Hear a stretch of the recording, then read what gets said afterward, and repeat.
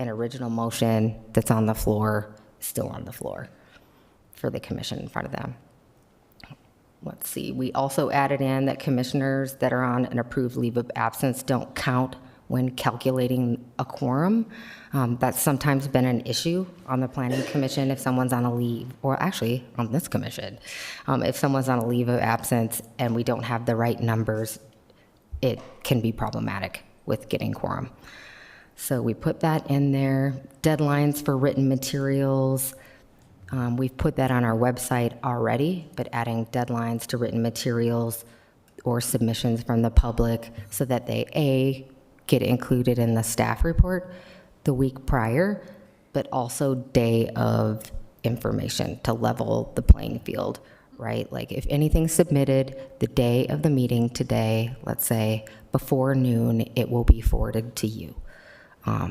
Between noon and the meeting, it will be in the official city record, but it may not necessarily be forwarded to you on time just because of the administration, just staff bandwidth prepping for the meeting. And also,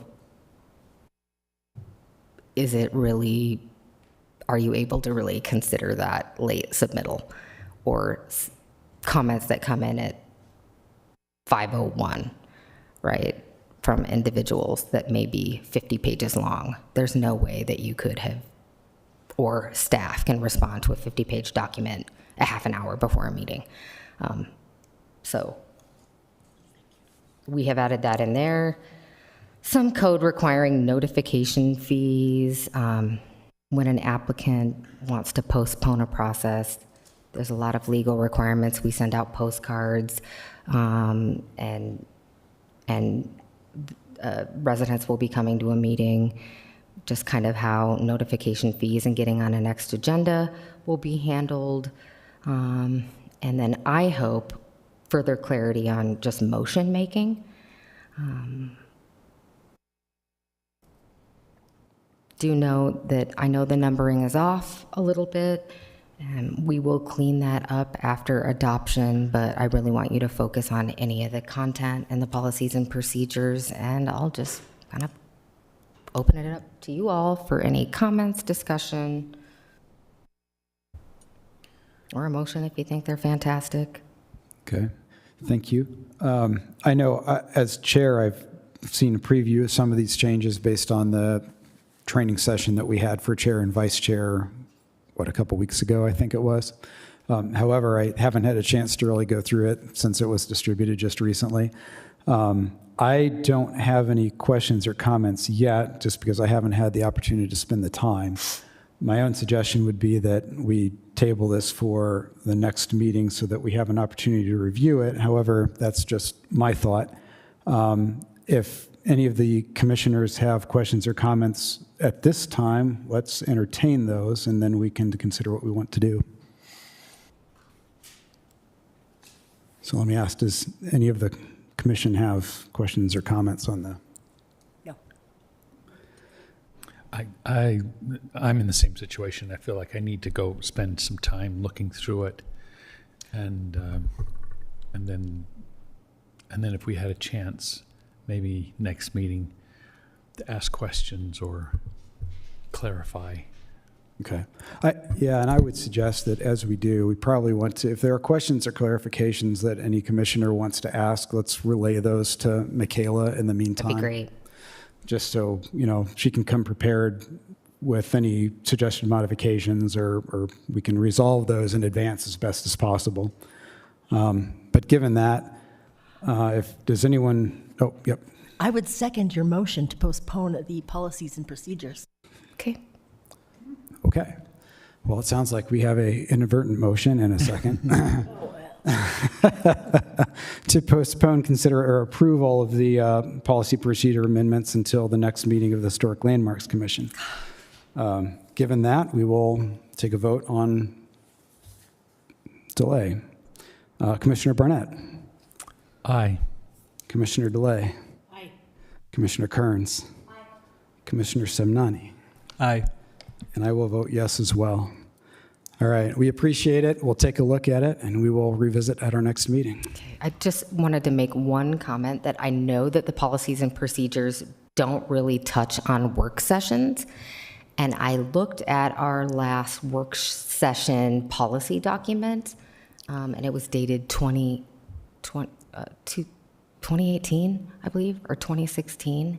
And so I do want to do a work session with the commission in the very near future to really work through when we have work sessions, what our role is, what staff's role is, what we expect from the applicant. Do we expect a full application? Or if it's a large enough project, do we want like a massing study? And do we want a certain amount of information from that applicant so that you're not just hit with a full application and we're thinking about just the money spent on full plans and just what a work session means so that later maybe we can codify that in the ordinance. So if that does come to mind, just know that the policies and procedures right now aren't really addressing work sessions. We have that old policy, but I know that the chair and I were talking about work sessions the other day, and I thought, let's pull up that policy document. Just keep that in mind while you're reviewing them, and thank you. Yeah, I think that'd be great. Thank you very much. Okay, thank you. All right. The second item on the other business agenda before the public hearing is the extension request for new construction approval at approximately 602 and 612 East, 300 South, and 321 South. This is original case number PLNHLC 2023-00125. I'd invite staff member Sarah I'm going to mess it up again. Javoronic? Thank you.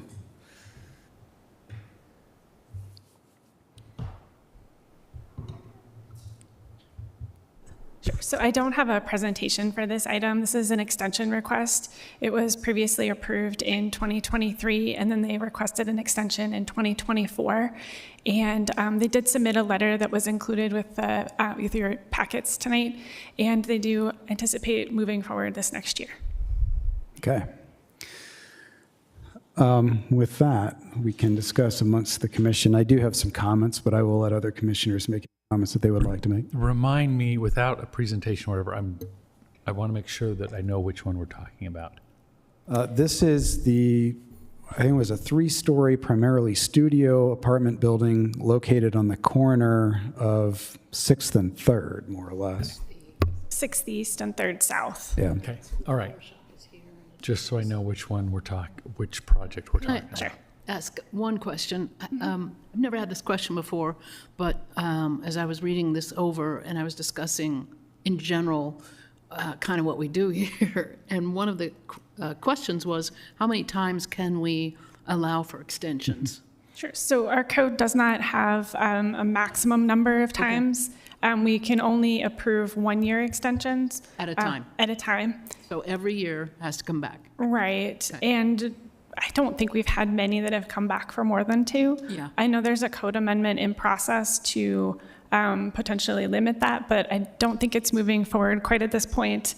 I think that they're waiting to see kind of what happens kind of more broadly at the state level, but I don't know too much about that. But right now our code doesn't have a limit. Thank you. Mm-hmm. Do any of the other commissioners have any comments? So, as I recall, this was a request for an extension, but it was also a request for some changes. No, that's the next item. The next item is a modifications item. This was just an Oh, extension request. Okay, so same project, but they're No. two separate. They're Different project. two different projects. Yeah, the project that's requesting modifications is on 700 East, 136 South. I thought there was a request for an extension of the canopies and, Oh, the modifications is part of the proposal? Correct. Yes. So it's an extension of the entire approval. So it's an extension of I think there were modifications for the canopies in the front front yard. And I don't remember the other items, but I can pull Yeah. I them thought up it was if you'd also like. like a setback, a change in the setback.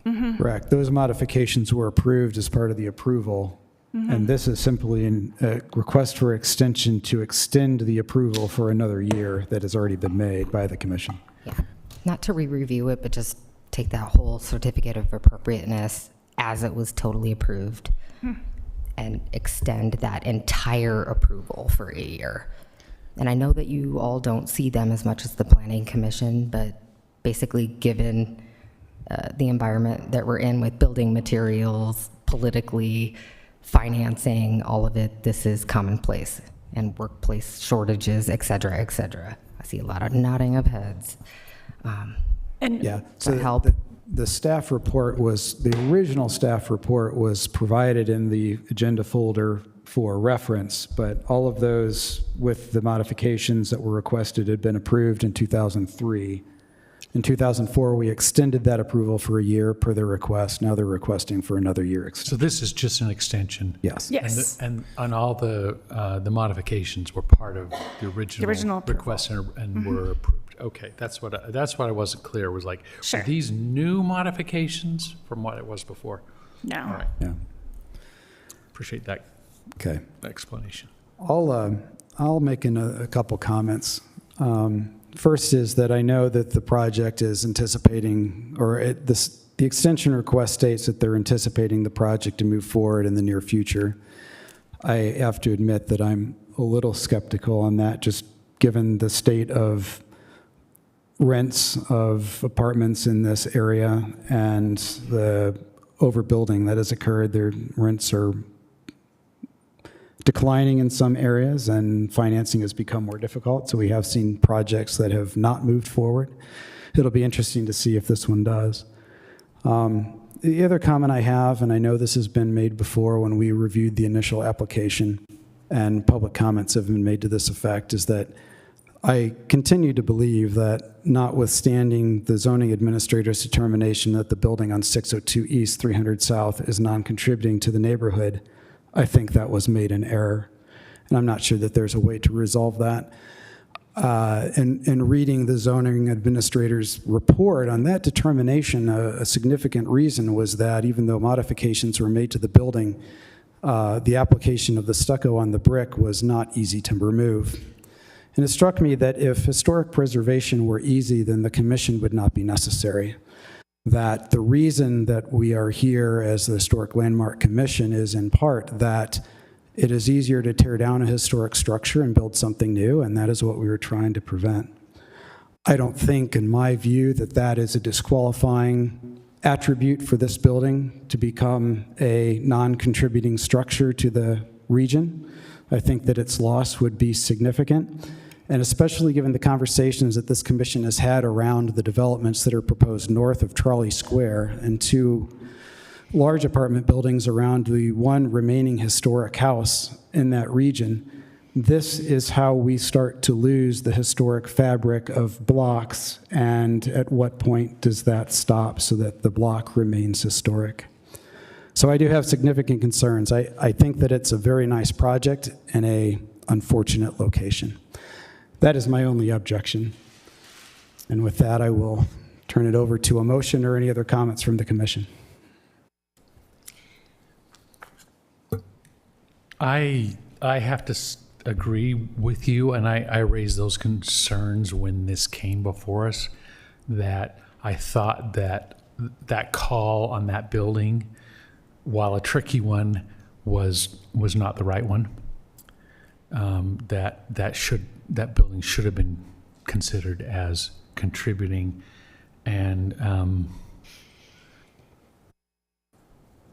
so I think if we were starting over, but although at that point I think that it had moved far along enough that we weren't in a position to roll back what had been told to the applicant in good faith, that was not a contributing building.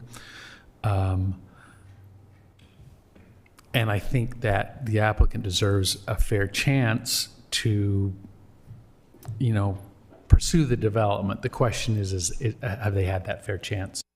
And if, you know, if nothing's going to come of it, then I don't know. So they've had a 1-year extension.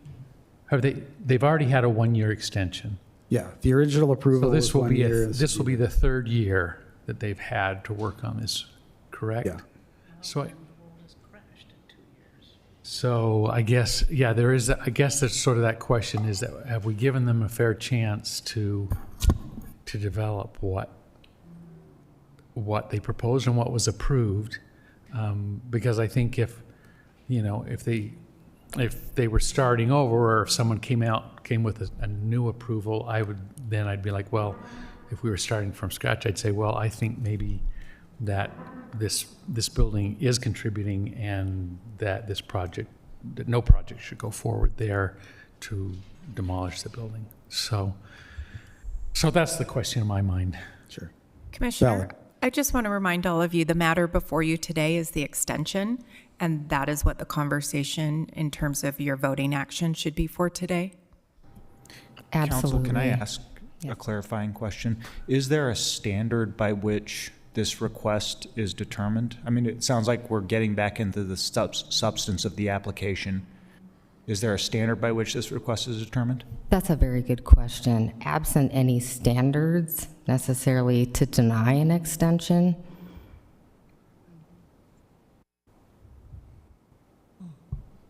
We do not have standards written in our code. So Yes. Extensions. it sounds to me like that's totally up to the discretion of the commission. If there is no standard, it's just up to the discretion of the commission. Well, I would remind you that under Utah land use law, that if we don't have anything that speaks directly to it, then it should always be in favor of the applicant. that is the truth. And the legislature is also grappling with this question, which is why the city is holding on some proposed standards for extensions for all land use authorities, the Planning Commission and the Historic Landmark Commission. So, thank you. I do want to clarify, I wasn't obviously a member of this commission when the application was considered in its substance. And so I'm in a weird position where if there's a 2-2 split here and we're allowed to consider the substance of the application, then I will abstain. But if we're not allowed to consider the substance of the application, then I would vote accordingly. And Does- I just want to also state, some comments questioning the survey that we have on record that we use is that this was a non-contributory building. And staff did also do a further deep dive review against the standards in tandem with the State Historic Preservation Office to uphold that decision. And I understand that, but it's absolutely within the purview of the commission to say we don't agree with that. But you are discussing a land use decision. Therefore, if you deny this extension, I find it somewhat problematic. Well, I guess I'm a little confused here, because what I'm hearing is that since there is no standard for denying it, we can't deny it. So why is it before us if we don't have the ability to deny it? I think that is a quandary of the code that needs Yes. to be dealt with, and I do know staff has looked into that, and I think it's already been reflected tonight. That's all on hold until we see what the legislature is going to do. We could put something forward, but then the legislature could adopt something, and then we'd have to redo it all over again. I don't think, and counsel can correct me, but I'm also an attorney. I don't think the question is that we can't deny it if there's no standard to deny it. I think the question is, are we denying the application procedurally, or are we reopening the substance of the initial application and reconsidering it in the denial of an extension? We are not reopening the discussion, which is why I do want to say it's a bit problematic to be actually discussing the substance of that approval. So do these extensions pose any kind of inconvenience to the staff of the Planning Commission? I mean, is it a hardship for the staff to extend these approvals? Is it a hardship? It's a hardship on the applicant right now being caught in between the economic environment that we're in and approval that they have, and knowing that the state is looking at extensions right now, given the environment and the fiscal environment that we're in the building world, which is being dealt with and discussed. I guess it still leaves the question of like, well, so can the applicant just come back every year for 15 years and just, Yes. and at what point do we say, well, you've had enough time to do this, and the world has changed, and our decision that 3, 5, 7 years ago is so long ago that it's not relevant and it needs to be re-adjudicated. I don't think this has reached that point, but I guess this idea that somehow there's just no end to extensions makes no sense to me. And that's why we're you know, looking at standards to make these decisions. The second extension seems to be like sort of a give me, like, of course, you need another extension. And a third extension probably seems okay to me. If they come back for a fourth extension, then I start to go, well, maybe you don't really have what it takes to move this project forward, and you either need to come back with a different plan for approval, or so. I guess that's where I'm sitting, is like, I'm kind of inclined to think like, benefit of the doubt, that the developer is working in good faith, and we approve their plan, and we allow them one more year to pursue that. I think if it came back next year, then I'd really question. I'd say, well, do you really have a viable plan here, or do you need to start over again? So yeah, I'm not suggesting that we re-adjudicate the original decision. I'm just saying, well, how long do they have to carry that out before we just say, okay, you haven't got a viable plan, come back with a new plan and we'll start over again. And perhaps from direction from the state, we will And hopefully take the state's lead on how to handle such Yeah. extensions with standards to get to any points that you just raised. Yeah. Any other comments from commissioners? A lot's changed this year.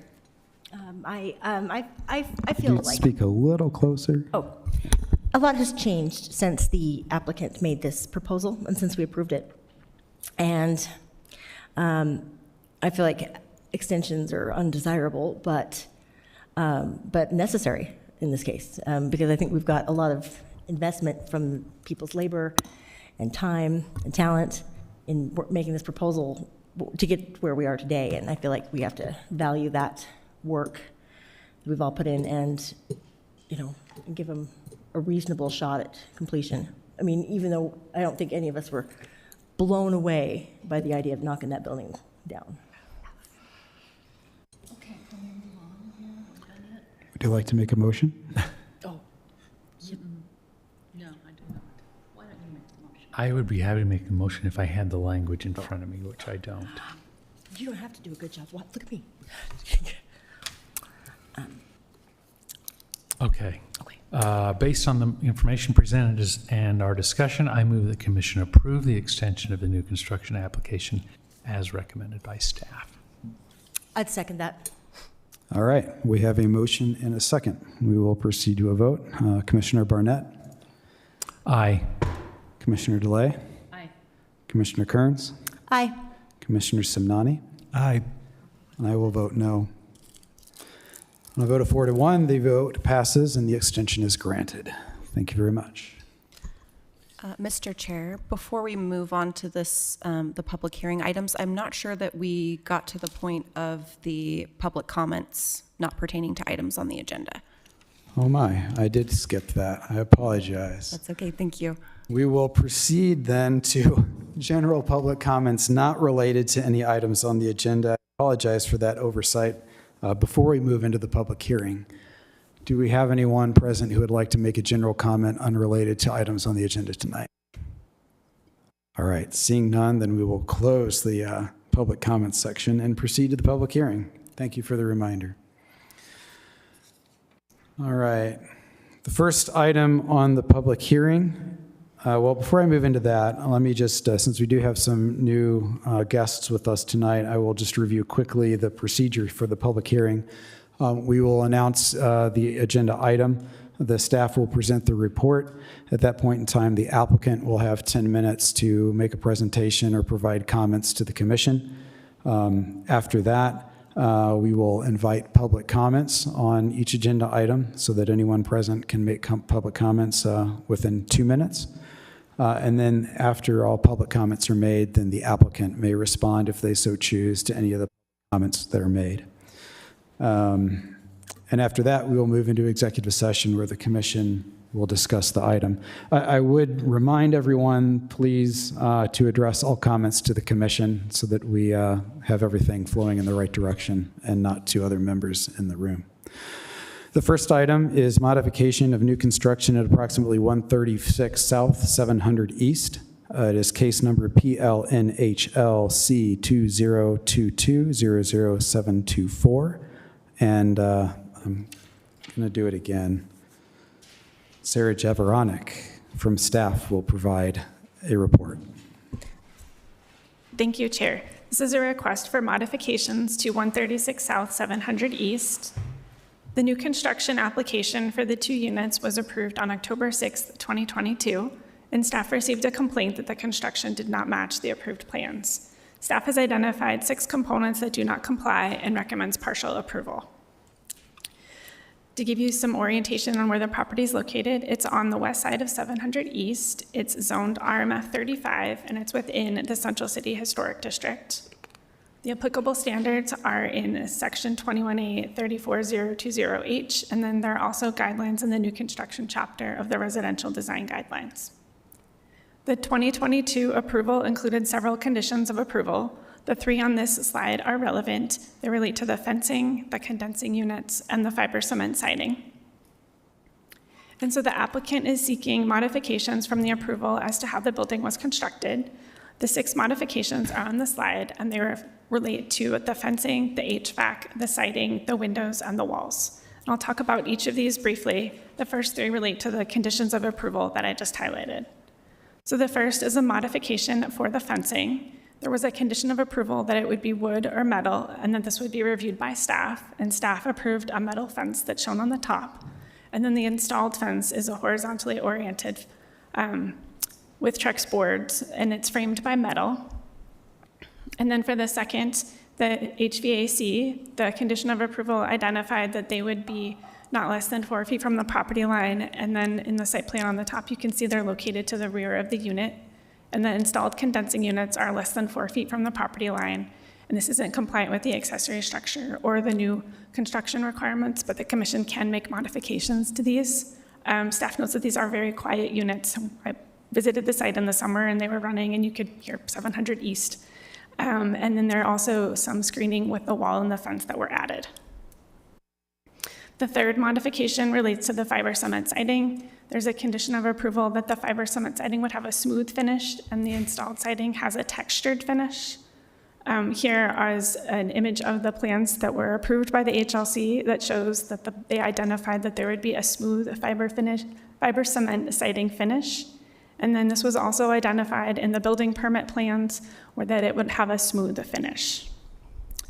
The fourth modification is for the windows. The plans identified that there would be an Anderson E-Series aluminum clad windows, and then the installed windows are Amsco Studio vinyl windows. And I did want to note that this was before the prohibition on vinyl windows. Can you please about talk a in your year. microphone? And then this shows the building permit plans with the call out that the windows would be aluminum clad wood. The fifth modification is for the poured concrete wall that's shown with the green oval surrounding it. And so this was not shown on the plans. And then the final modification is for the 4-foot kind of maximum height CMU block wall. And this surrounds the preserved tree, and the staff's recommendation is to add a cap with a split face finish on the top of this to match the front of the CMU block. And so staff's recommendation is for partial approval.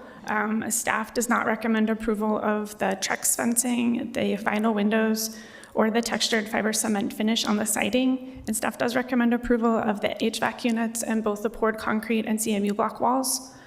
Staff has received public comments from the property owners to the north and the south, and those were included in the staff report.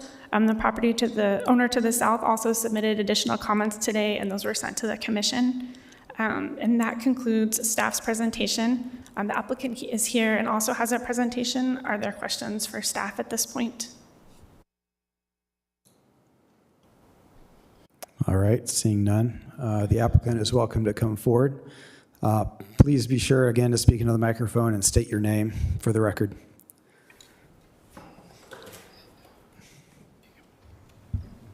Thank you.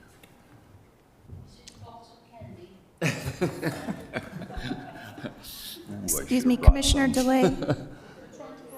Commissioner DeLay, can you please speak into your microphone so we can have your comments on record?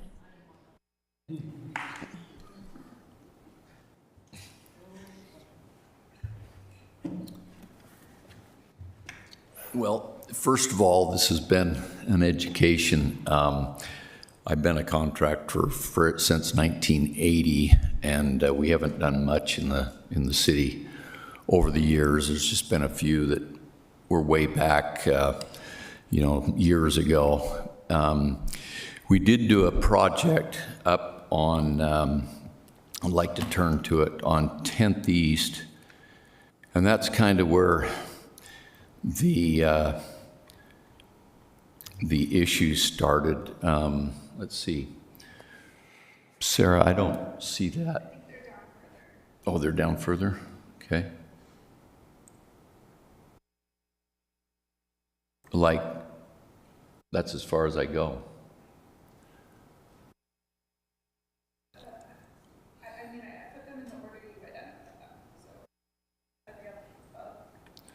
Yeah. No, I don't see him. Anyway, it was a project on 10th East and 710 South in the city, and I really didn't. I heard about the commission, the historic commission, but I've heard of the district, but I haven't heard kind of where it is and exactly what the commission was. So we built that project, and that was in 22 is when it was finished. And a lot of those elements I wanted to work into this project here, so I asked JZW Architects to use as many of those exterior elements as we could. So the stone worked out. It's a natural stone we import from Texas. There was also the black, we didn't use the hardy or the cement fiberboard. We used a metal, and then there was the I think railings are the same, and I don't believe there's any stucco on there, but the color scheme and everything was pretty much the same. And then we had again, we've used these Amsco windows quite a bit because they just came out about 4 or 5 years ago, and they meet all of the specs that we want to use. They actually are we have much less callback on these because they're not breaking their seals. When we're using the aluminum clads, a lot of those are breaking their seals within 5 years, and we're having constant callbacks on those windows. I live in one of my subdivisions that used a Sierra Pacific window, and I've been in 18 years. We've had callbacks almost every year for those 18 years on all the houses that are in that project. So just because cost is more money doesn't mean that it's a better product, So anyway, let me move on here. Because I've only got a very short time. This here shows the fence from the doctor's office. So the south of us, we have a doctor's office. When we were in the middle of construction, actually the fence is not a part of the approval. It was not in the plans for exterior fencing. But in the construction process, I was approached by both neighbors on the south and the north that they wanted some privacy. So I said, okay, you know, what do you want? And both wanted privacy. They didn't want any, you know, they wanted complete non-see-through, non-visual through them. And especially the doctor, because he's got patients, there's one of his rooms right there, and you can show or see through one of his patients' windows there, patient rooms, the fence right there, and again, it's totally private. Any of the metal manufacturers we went to all had fencing that had gaps between the rails in it, okay? And so we went with that, but again, it wasn't a part of the plans to begin with, okay? And with the building department, they said it wasn't an issue if we put in fencing, and they didn't have anything to do with the fencing. I probably should have checked with you guys to see. But anyway, this is on the north side. You can see, again, letters I think they've sent in twice, both of these, the neighbors to the north and the south, and they're very pleased with it. They'd hate to see it removed, and that's what we'd have to do. We'd have to literally remove the fence because we can't afford to replace it with a metal fence, if that's the case. There's the typical metal fence right there from almost every manufacturer. It has slats in it with gaps. I think where the confusion came is when the plans were sent to the historical district. They mistook the railing on top of the decks as fencing. And that's what was approved. So they came to us and says, well, this is supposed to be the fencing. I said, well, that doesn't make much sense around a perimeter that should be private. Anyway, okay, let me move on to the next item. The Hardie cement board. I can get to that. The Hardie is, again, comes in these two. I didn't even know it, that it came in two, because we've used the grain Hardie ever since it was invented and came out in the 90s, early 90s. And so I didn't even know there was a smooth texture. Hardie. Because we've never used it. And historically, I'm talking for myself. I see historically the grained one is more, you know. Also, let me show you the material. I also will add to the fact that if we put a wood fence around that perimeter, it's over 150 feet. That will take approximately 50 to 60 trees, 30 feet high, 12 inches per diameter, to build that fence. This stuff is made of garbage bags or grocery bags, okay? 95% of it is, along with sawdust. So it's, you know, a big difference as far as, you know, the ecology of them. That's the rating on the top.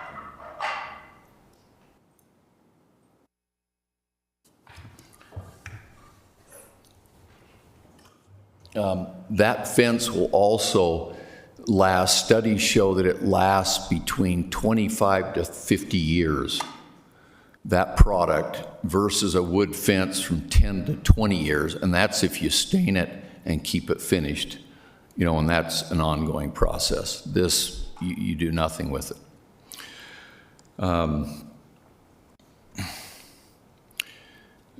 These are just a few photos I had of you know, projects that were in the area. I remember this one being built because it was built just before we finished the one on 10th East, so it was in like 2019 or you could probably give me a date better than I know, but I remember it going up around 2018 or 19. And these are vinyl windows in this building. I also had a picture of the wood right here in that same project.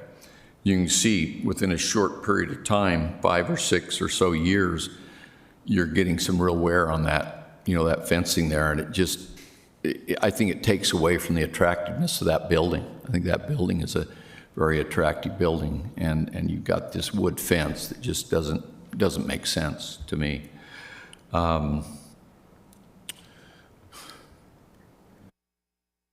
These other pictures, again, I heard someone comment that the vinyl, was that instituted just in the last year? No vinyl, I see. Because I see some fairly new buildings within the area that have been put up, again, 5, 6, 7, 10 years ago. There was an apartment building, I think, on 4th East. It's got that one right there. It's got the vinyl windows on it there. And this one here is over on 2nd South and 625 East, that one there.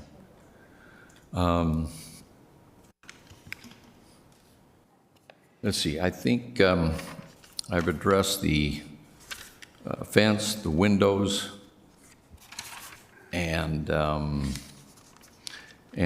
hardy and the cement siding. So I think I've got it there all. All right, thank you. Do any of the commissioners have questions for the applicant? Did you notice on your title report that it said it was in a historic district? On the which report? On your title report? On the title? Mm-hmm. Oh, no. I'm sorry. Yeah, that's what it says it on there. It does. Okay, wow. The examples you were giving us just now, were those in historic districts or historic properties? They were what again? In a historic district or historic properties? You were using them as an example of vinyl, which is around all over, but not allowed in historic areas. Okay. Just wondering. Yeah. Thank you. Okay. That's all I had. Any other questions? All right, thank you very much. Okay. We will take public comments on this agenda item at this time. I do have one public comment card from Cindy Cromer. If you could step up and, again, restate your name and provide your comment. My name is Cindy Cromer, and I was present for the approval of this project. And my history with this site is that I looked at the building that was here in 2003 as a potential purchase. It burned. So that's why there was a vacant parcel here. And under the current, soon-to-be modified RMF 35, the development potential at this site was extremely limited. So it was hard to figure out something that worked. I, as you know, only do old buildings. I know almost nothing about new construction. But I assume that the city permit inspectors go out with some regularity. And it's hard for me to understand how they can do such a detailed job on my old buildings and miss so much during construction of a new building. It just seems to me that some of these things should have been identified before the project was finished and someone complained. A fence like this with vertical slatting has been approved on Capitol Hill. It came to the commission years ago. It's on a Tudor. It looks very appropriate on that Tudor. It's on your way up Capitol Hill. It's visible from the street. I do have issues with the fence protruding into the front yard, which doesn't seem to be a problem for staff, but I have an issue with that, even if it matches the setback on the historic house. The fiber cement issue is just huge. It was horrible to watch the ADU with the elderly couple, where the neighbor claimed it was in his view shed. It was built during the pandemic, and they used the faux-grained side of the fibered cement. I have asked some people in the building trades about this product since. Getting the smooth stuff, you have to go out of your way. So from now on, when you approve a smooth fibered cement, will you make a big deal about it? Because the people out there in construction don't get it. The windows, I mean, undoing this at this point is just painful for me to even think about in terms of the cost. The fencing problem, the only thing that bothers me is protruding into the front yard. The fibered cement, the windows, I think these all should have been caught during the inspection process, not by somebody who turned them in for enforcement after the project was done. And the concrete wall doesn't bother me. So one of the pictures you saw with the wooden fence, that was also an enforcement case. It wasn't built as specified, and your decision was based on whether you would have approved what was built if it had been the initial proposal. What was approved was actually a better design than what was built. So that was the modern infill multiple units with the wood fence that you saw. And I've probably gone over 2 minutes, so thank you for your indulgence. Rambling comment. I hate watching these. All right, thank you. Are there any other public comments on this? Seeing none, would the applicant like to respond to any of the public comments?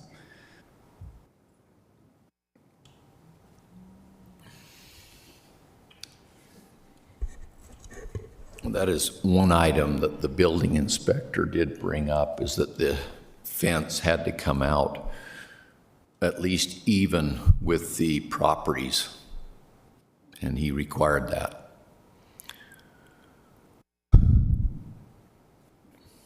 All right. I don't know if there was anything else there. I didn't show the profile of that window that we've used, but I think it does give you, it's much better than most vinyl windows you'll see. It does give you a thick, heavy profile, you know, unlike a lot of the thinner, you know, type windows. This does give you the heavier look to it, you know. So anyway, and this will compare with any aluminum clad window on the market as far as the U factor in it, and the also the heat coming into the house, the heat going out, the heat coming in. They're all under a 30 factor. So anyway. All right, thank you. With that, we will close the public portion of the hearing and move into executive session for discussion amongst the commission. Does anyone have a comment to kick us off with? I've got a question maybe staff could answer. So the issue of should this have been caught by the inspector? Is the building inspector looking for any requirements that the commission has put on a property, or are they just looking for code? Yeah, I can jump in. So they have the building plans that were approved and they're looking for all of that stuff, but you know, they don't have that historic lens of catching those little things. So we have been practicing the last maybe year or so, having planning staff go out and do inspections on our own now to try and catch these things early, because we fully agree that that's an issue and we want to catch things as early as possible. Yeah, but this was done before planning staff were going out and doing that. Mm-hmm. Right.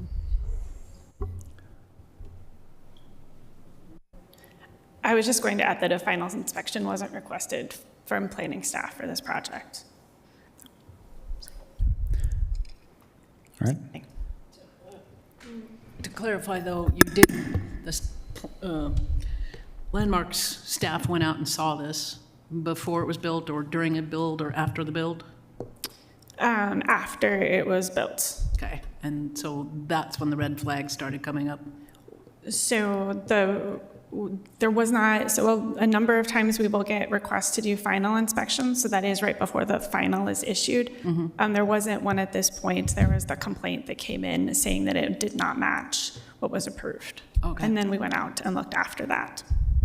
Great. Thank you.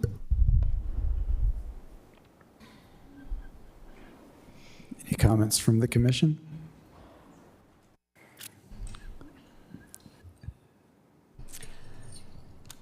I do think it's interesting that there are so many of these inconsistencies. And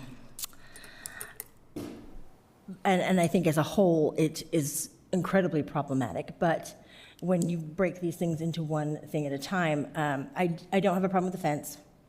I don't have a problem with the siding. I feel like that's a mistake that any builder could make. And let's see. Well, I'll get to that last because it's long. The HVAC, the wall, the fence, the siding, those are not. A little closer, please. The HVAC, the wall, the fence, and the siding are not, I feel like, egregious violations.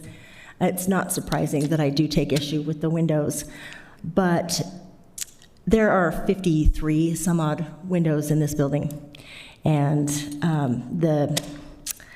the cost of replacing these, not to mention the environmental impact, is, I think, would devastate the builder of this project. And I think that that's something that we need to consider. I mean, it's not our problem, but it's a thing that, impacts us all. Can I ask, do we intend to consider this as one motion, or are we going to consider each of these items individually? Yeah, we can make the motion to approve or disapprove each individual item as we see fit. Then can I recommend that we go through these item by item and resolve each one individually? I think that we'll be able to talk about them more thoroughly that way. All right, let's break it down by item then. Let's start with the HVAC location.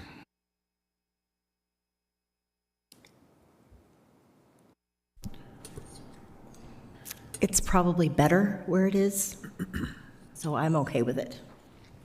I see. Speaking, I'm going to go against what I just said to do. Speaking on the staff recommendations that the staff is recommending to approve, I generally agree with those, and HVAC was one of them. So the three that staff is recommending to disapprove, shall we review those? Is that your suggestion individually? I am suggesting on the items the staff has already recommended to approve, it's to me the ones that the staff is recommending against that I think deserve more detailed and nuanced consideration. Okay. In that case, let's discuss the fence item first. How's that? Maybe it would be just helpful to know, does anybody have concerns A little about, closer, please. does anyone have concerns about the issues that the staff recommended be approved? If not, then there's no reason to discuss those. Then we. Okay. Looks like we're good on that. All right. I just wanted to be clear that nobody had issues on those. I will say on the fence, I personally don't have a very significant issue with the fence. I think that it is, even though it projects out from the face of the building slightly, it is not significantly visible, at least on the north side. On the south side, it seems to reflect the construction of the building. Trex is generally not permitted in historic districts, but in looking at the standard, if I read it correctly, landscape structures such as arbors, walls, fences, address the public way in a manner that reflects the character of the historic, the historic context in the block face. And I think on the north side, originally, there was a chain link fence, which I don't think was any more reflective of the historic nature of the area than what has been installed. On the south side, if I don't recall offhand if there was anything, but there was a vinyl fence in the back. This block is a mixed preservation status. I would say the building to the north is older. The one to the south is more mid-century single story. I can't say that, at least against that standard, I find a lot of conflict with the historical context of the block as it is today, insofar as the fence. And just in an overall picture, I think we're facing that it's becoming more common that people are using hardy board as fences, and things like chain link fences are going out. So there's a change in the industry, which we find often with historic properties where, you know, a new type of roofing comes in, like the solar roofing from, what's his name? Musk. Musk, yeah. That's just a sign of the times and the industry changing and building materials changing. So in the big picture, I'm wondering if we're going to see more people trying to come forward with more Trex fencing. I don't have an issue with it, frankly. I know it's against the code, but, or the rules that we have set in place, but I don't have a problem with it. It will last longer than the wood fencing. For the record. It will last longer than the wood fencing. I think it's important that we uphold the standards and statutes that we're here to uphold. I don't want to, I mean, because I think it encourages, I mean, it weakens the statute if we don't uphold it. But I would like to know if this builder has a history of zoning violations, or if this is, you know, just an accident. I'm not sure that that's Is there any something way that to we know can get into with if this respect to will- this. If he has a disregard for the code, or if he's conducted business in a way that, if he's Yeah. done, if he's got 40 years of solid approval, and he's got this one dud.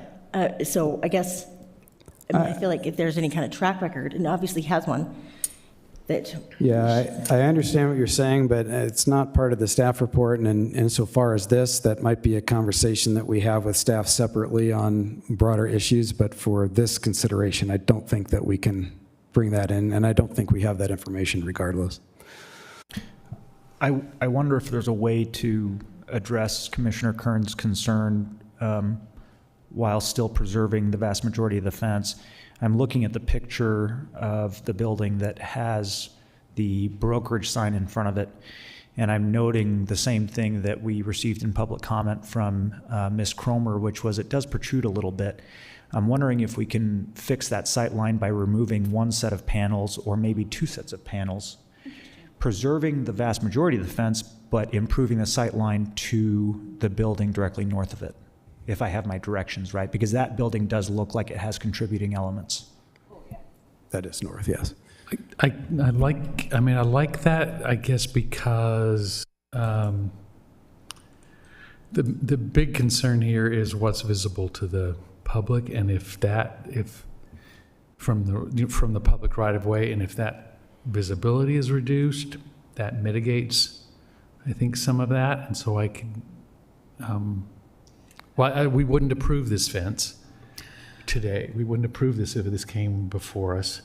But I don't think we don't want to put too large of a hardship on the owner. At the same time, we don't want to send a signal that, that you can disregard what this commission has said you are required to do, that you can just come back afterwards and ask for forgiveness, and we just say, oh, no, that's fine. It's like, we told you to do it this way, or this is how it was approved, and you did it a different way, and that's okay. So I think some of this needs to be changed. The question is how much. And I don't want it to be too burdensome, but I think, somebody made a mistake here. Somebody should have been paying attention, and they weren't. And there's a price to be paid for that, and there are consequences for that. And just like if you didn't follow the code, the building code, then there are consequences for that. You have to go back and you have to redo things. But I think that would be that might be a reasonable way to approach the fence. Just say, well, step it back so it's not so visible. But that's the same logic. We would say the same thing with the windows. Let's just replace the front ones because those are the only ones we can see. Well, we do, there is precedent for that where we require certain kind of windows on the facade of a building and different ones on the side.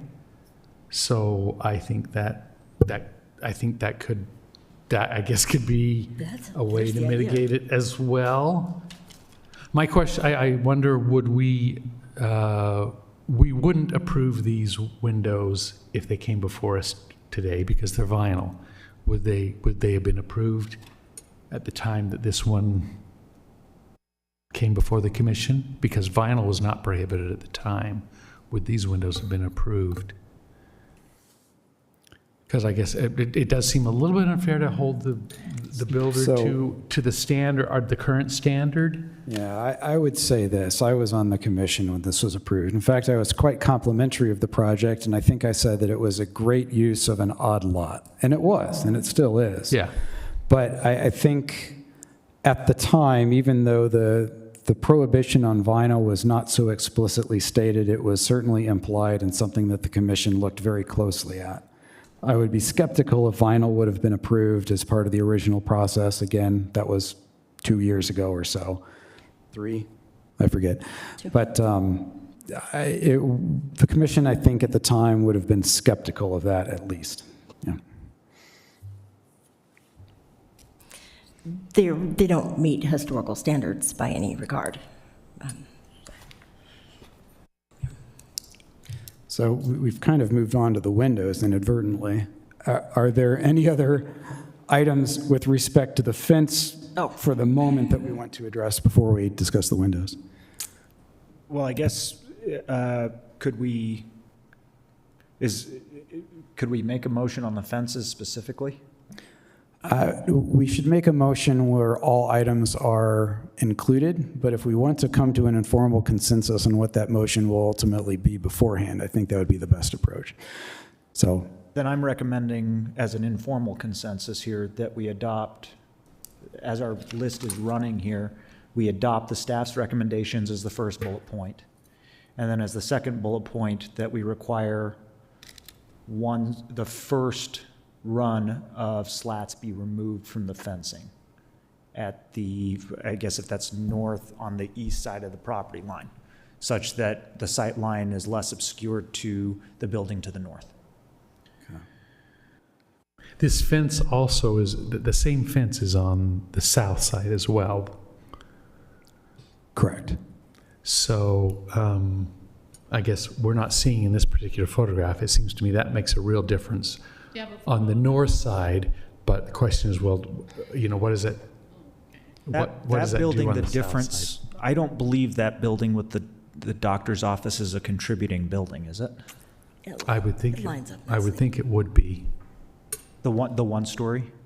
yeah. Okay. I mean, it's old enough, it's got enough integrity, I would expect. I don't know for sure what it's been designated as in the, I thought that the staff report referred to that, but I can't remember. Do you remember, Sarah? I don't remember off the top of my head. I know that if, you know, we were to have a survey of it done today, it would be contributing, but I'm not sure if in the last survey it was at that age Has yet. the RLS hit that yet? I'm sorry? Has the reconnaissance level survey hit that building yet? So we have a reconnaissance level survey from 2012, and so it would have, it would cover that property. I just can't remember if it said whether it was contributing or non-contributing. But let me see if I can check that.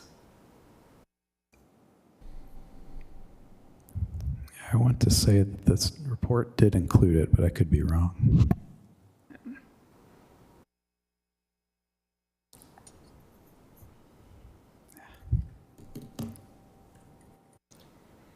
The original one probably would have, but I'm not sure if this one did. Let me just look really quick.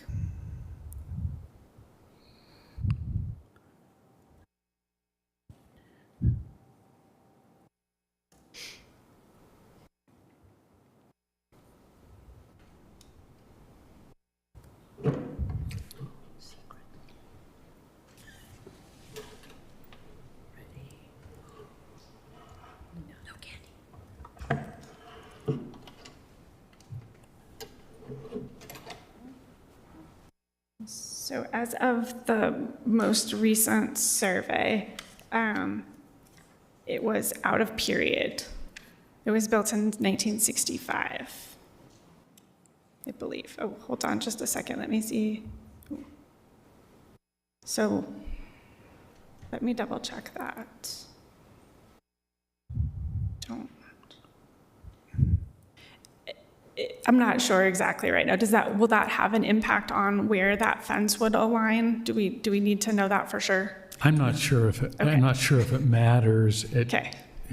I think it has to do with the visibility of this fence, not the age of the building next door. That's my sense.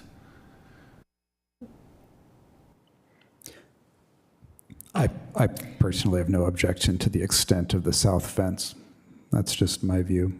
When I was out there, it did not seem that it impacted the neighborhood view significantly in terms of the street view of the block, especially on the south side with the newer building, relatively newer building.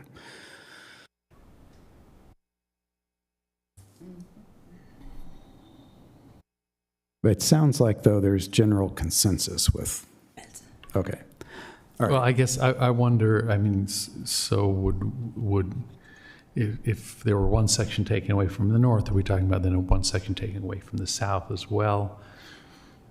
It almost, I mean, you can't see the street view from here, but it looks to me like two sections, because that's on the driveway side, so it's much more visible. I would almost want to see two sections taken away, but. And that's just a blank canvas for tagging. Can you say that again? Sorry. That's a blank canvas for tagging, to have that black wall like there. And for that very reason, if I was the owner of a property like that, I would definitely be going more for the one that the staff like, that is just the metal rods, because that's not going to get graffitied like this one. This will be tagged very soon. If the commission saw more of this fence as it's built, would that be objectionable? Like, if this is a precedent that this fence is passable, does that change things for us? I'm sorry, I couldn't quite. Does it change precedent if we think that this is an acceptable fence? Well, obviously, the staff report indicates that Trex as a material is not something that generally is approved in, or I don't know if it's appropriate, ever approved in historic districts. I know there's some commentary on it for vertical surfaces relative to decks and porches and things of that nature, which in my view are a little different because they're actually attached to the structure, whereas this is not. And my perspective is that as a fence, it is generally more temporary than the building itself is, and therefore not quite the same degree of criticality. And to the extent that the standard says that it's in context of the historic neighborhood, given the other buildings, I'm not fully inclined to say that it's fully out of context. It certainly is in context of the new construction. And with that, I think there's some merit to having it defined as part of the new construction and reflective of it. If this was a block full of 1890s residential buildings, then obviously I'd take a different view. So I think it's dependent on the context of the surrounding buildings and the building it's subject to.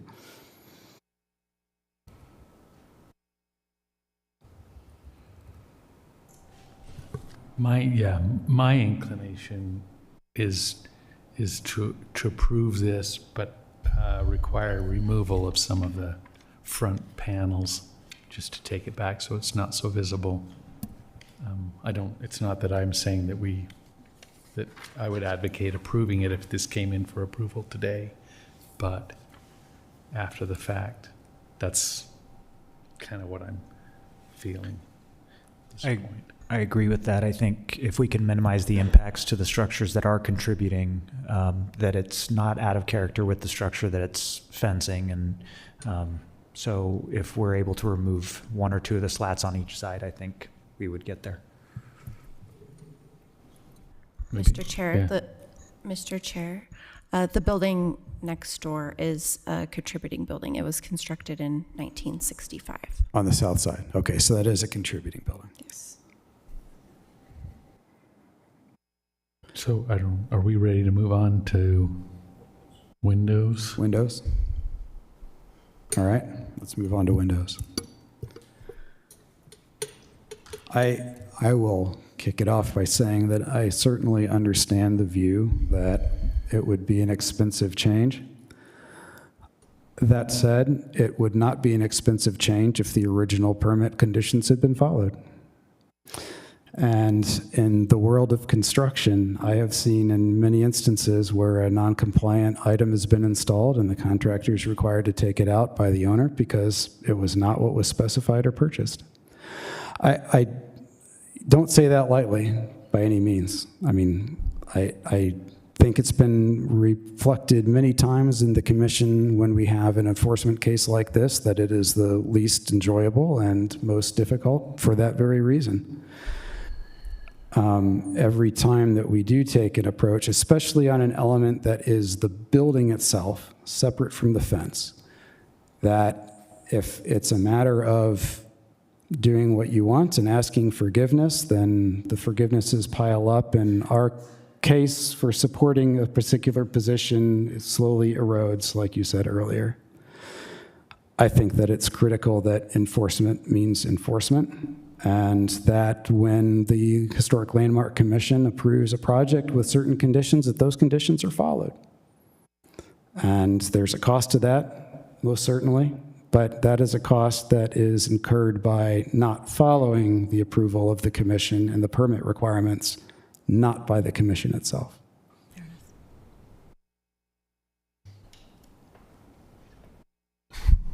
I agree with that. I think that's well said. I just want to raise the question. It also looks to me like the reveal here does not meet the standards. So that was also before the standard for the 3-inch reveal. Oh, okay. All right.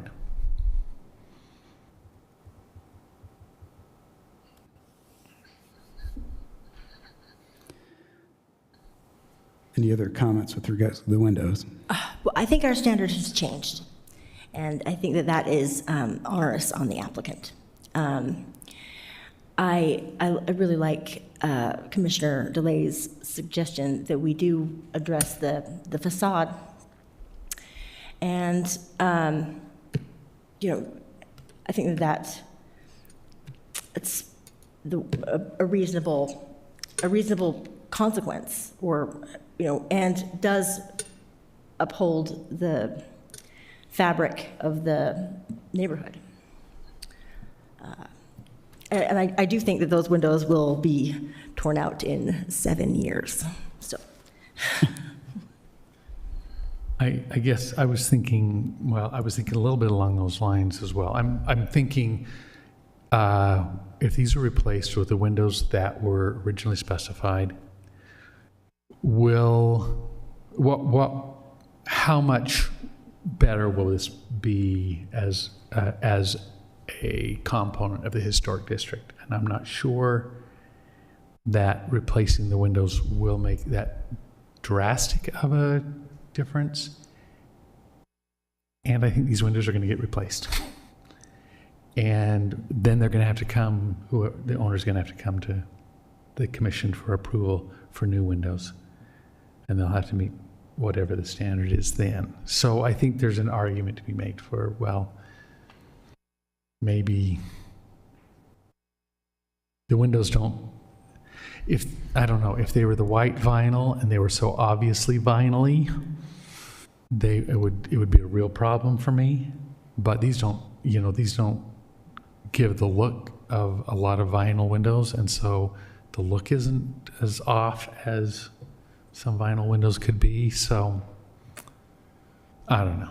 I'm kind of on the fence about that. I will make one observation, not to disagree with your point, but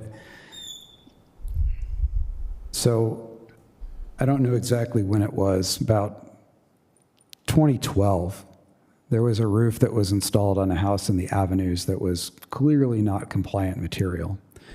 And the argument was made at the time, because it came back as a retroactive approval, that, well, you replace roofs every 20 years, and this will be replaced in 20 years, and we can correct it then. And I tell you, since I've been on the commission, that house has popped up a few times as, well, you approved it here. Why aren't you approving mine? So I get your point, but I am a little hesitant to say, well, we can catch it next time, because next time becomes 15 buildings next time. There is an element of fairness because someone else comes in and says, well, you're requiring me to put these kind of windows in, but here you allowed this person to put these windows in. Why the inconsistency? And I hate to have an unoriginal idea, but as we look at trying to satisfy a few different conditions here, number one, I would say, is enforcement and making sure that we don't incentivize asking for forgiveness. But number two, not encouraging waste. And number three, trying to make the building meet the objectives that this commission is formed to meet. Is there a number, I think Commissioner DeLay mentioned it, is there a number of front-facing facade windows that we could require enforcement action on? I think any one of these windows from an economic perspective are going to be expensive and painful to replace. That we enforce the bottom level front two and two on the side, and then maybe get the staff's recommendation on what they think from certain sight lines and distances that are anywhere up to the boundary line, that non-property owners or non-tenants will be able to distinguish between aluminum versus vinyl. Yes, but I think staff would have a challenging time making a recommendation to us on the south facade for that. I think ultimately they're going to defer to us as to exactly what we consider that response to be. So I hesitate to suggest that we go back to staff and have them provide a recommendation on that specific one. So then I'll narrow it to informally suggest, as an informal consensus, the front-facing windows, the street-facing windows on the front, and the first window on either side of the house closest to the street be replaced. Any comments on that recommendation or suggestion? I like it, but there's also a rule that you're the new guy and you have to make the motion. Well, we still have the siding. I think we were going down our list, forming general consensus, and then I will make the motion, I'll own it, and then you can beat me up for it later. That's good. All right, shall we discuss the siding? If that's exciting for anyone. My view generally is the same as the windows, but. I guess I'm kind of inclined to say this. For me, it's just, yeah, the siding just needs to be replaced with the siding that was specified. I've never seen smooth hardy board. I think it's I Can have you say that again? I've seen it. It can be. The thing is, it was specified, and all you had to do is order it. You can't. I know for a fact you can't get it at Home Depot because I've tried. So I flipped on my house. I flipped it and used the backside, which isn't completely smooth, but with painted was smooth enough, because you had to special order it. You do have to special order it, but I've seen it all. You see it all over, and we've required it in multiple projects, so it's not. Okay. I think this had to do with ignorance on the part of the person who's doing this project. Ignorance of what the requirements meant in a historic district. Exactly. Who does that boil down to? Was it their contractor? Yeah, was it the contractor? Was it the architect? Yeah. Who, I don't know, Yeah. but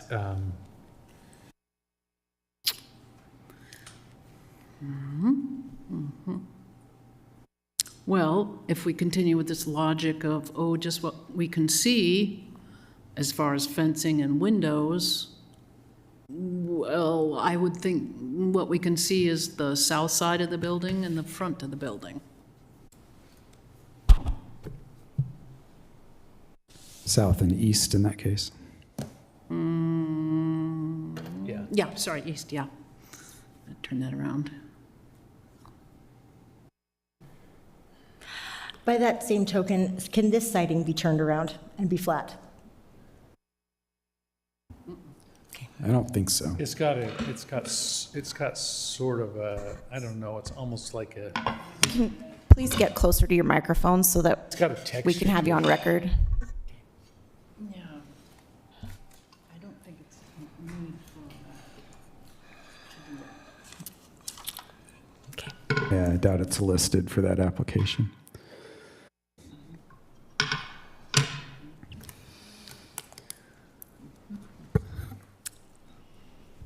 Would you like to make a motion now?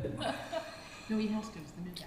I was looking, if, I can't remember if it was forward or backward, but there was a rendering, an electronic rendering of the southeast corner of the building, yeah. One other thing that I could point out is where the garages are on the first floor, that divides in between the two units. To the east is the first unit, and then kind of to the west is the second unit. To me, that would be a logical partition between, a transition for siding if we were to allow him to replace the siding closest to the street. Make that bigger. So that he doesn't have to go all the way across the run. The windows are going to be the most painful thing here, honestly, but.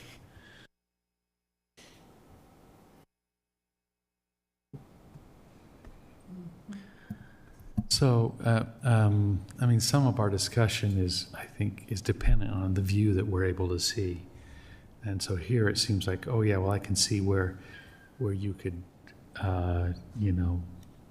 change the siding from the texture to the smooth. It seems like, but what about the north side? It's not that the north side isn't visible from someone walking down the street. Yeah, the north side of the building is about 6 to 8 feet from the adjacent building. And with the fence there, you can't actually see virtually any of the side of the new building. It's very well concealed. Good example there.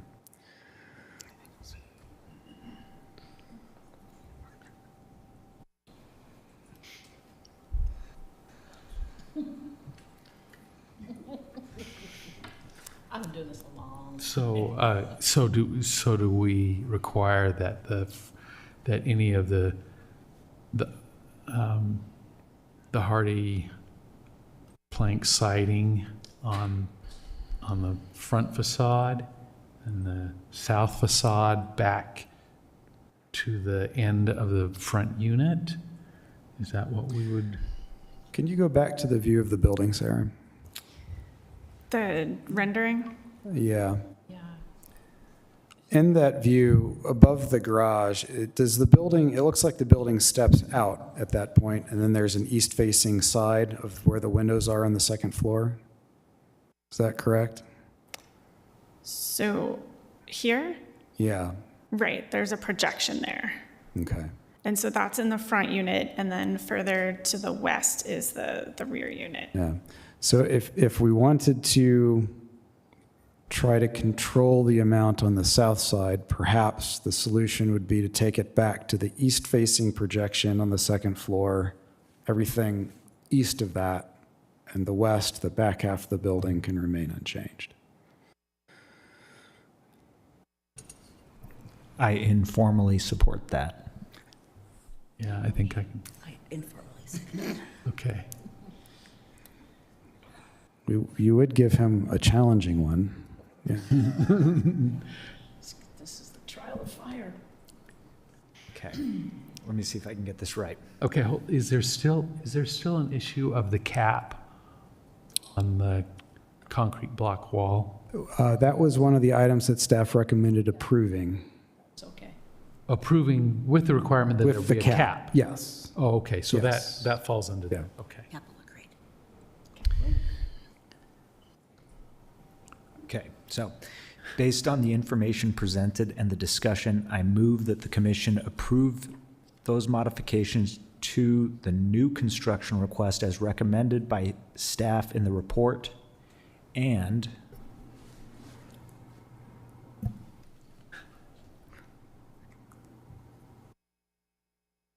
that we approve the Trex fencing with the requirement that the applicant remove 2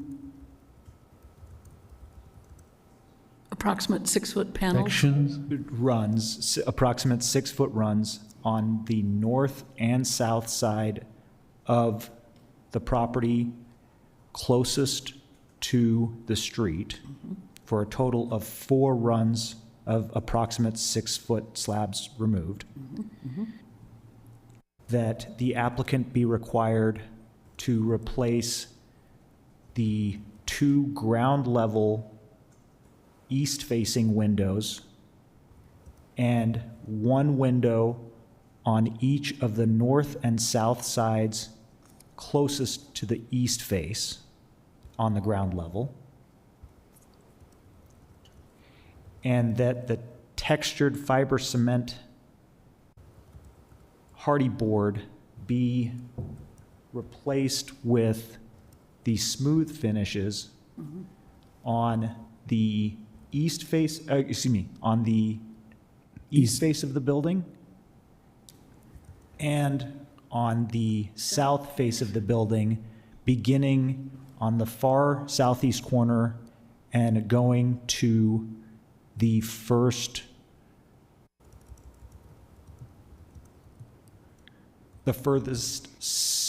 east garage. The end of the First Street garage. The end of the first east garage on the south side. And at the beginning, you'll want to always put in the case number. This is in regards to case number, yada, yada, yada. This is in regards to PLN HLC 2022-00724. And you might want to add in about the fence cap. Did you have that? That's in the staff recommended approvals. Oh, great. That was incorporated by reference. So Good job. before we have a second, is that clear for staff as to what? No, that is not clear. That's what I thought. I think some of it is clear. I think the fence panels are clear. I think where the siding is being proposed as approved is clear, Sarah. Yes, I have it to the, hold on.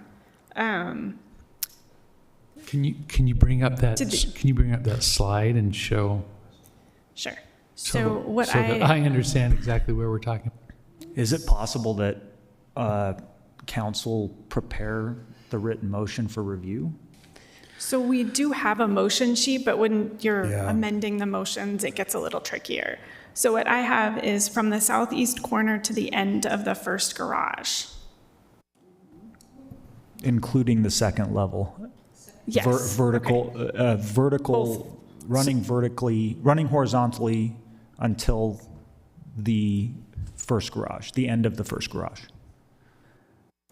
End of the first garage, let me make a suggestion if I could. The south facade back to and including the first southward projection from the facade. So that would be the surface of the window that's visible from the street that projects to the south right above where the first garage is. So should we say the beginning of the second garage?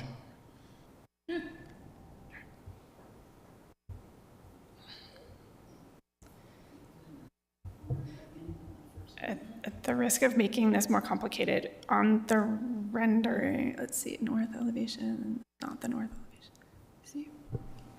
I'm waiting for the attorney. So where I would draw that would be right here as a line, if you can see that. Is there a plan with grid lines on it? Right there. I'm sorry? Is there a plan with grid lines on it? Probably not for this size. Not in the PowerPoint presentation. Okay. But what I have is the textured hardy board be replaced with smooth finish on the east face of the building and the south face of the building from the southeast corner to the end of the first garage, and then on both, that would include both floors. Yes. If I understood correctly. And it would include all four sides of each of the pillars on the second floor balcony on the east side. Yeah. Right, okay. On the windows, I'm not sure, Sarah, is there any way to zoom in on those lower elevations, just so we can be really clear on the windows that Commissioner Semnani is referencing? So the way I understand the windows, I'm just trying to zoom in onto this elevation. I don't know if that's more helpful, is it would be these two windows right here on the front facade. And then it would be this window here on the south elevation. And then it would be the first window on the north elevation. So that would be, let me move this over just a tiny bit, I think. So let's see, I think there are windows there then. Yeah. So the way I have that written is replace the two ground level east facing windows. And then I didn't get all the words here, but basically on each the north and the south sides, the windows closest to the street at ground level. And so it does not include those second floor windows. So we're Correct. gonna put that in there.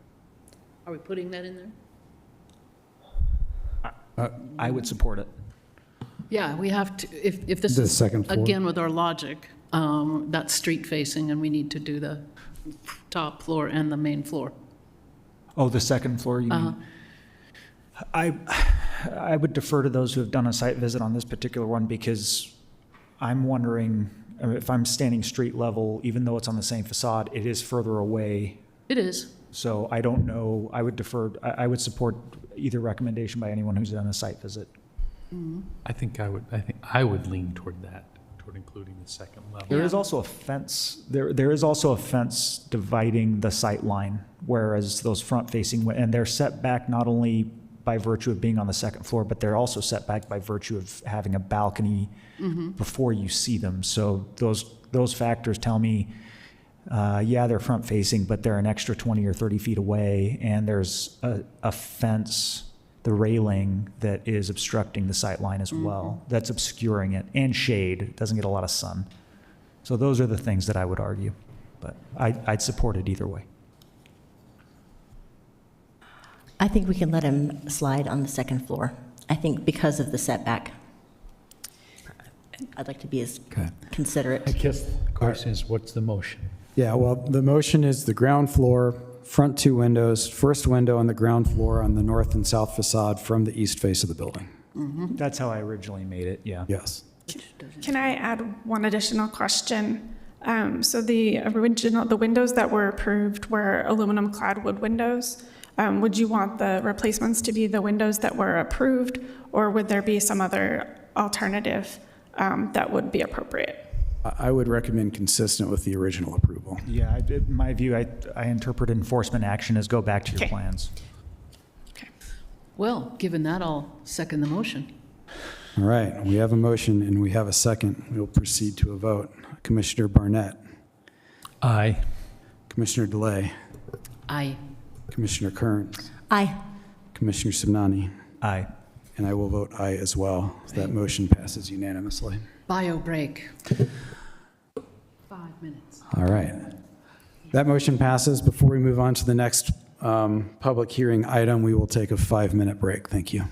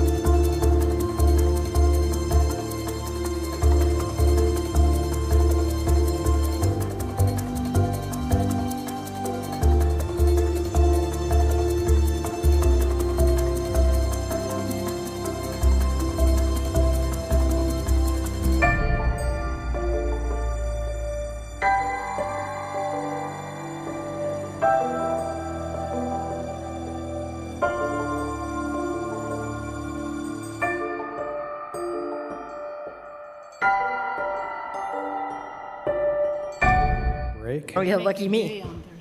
Ooh, they make and what? move on to the next agenda item on the public hearing agenda, which is new construction for the Frederick at approximately 249, 241, 253, and 255 South, 400 East. Case number PLNHLC 2024-01033. For staff, Sarah Javornik will present. Thank you, Chair. So this is a new construction application for the Frederick.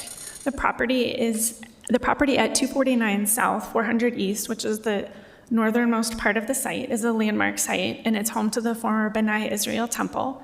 This is not in a historic district, and the surrounding properties are not part of a district or locally designated.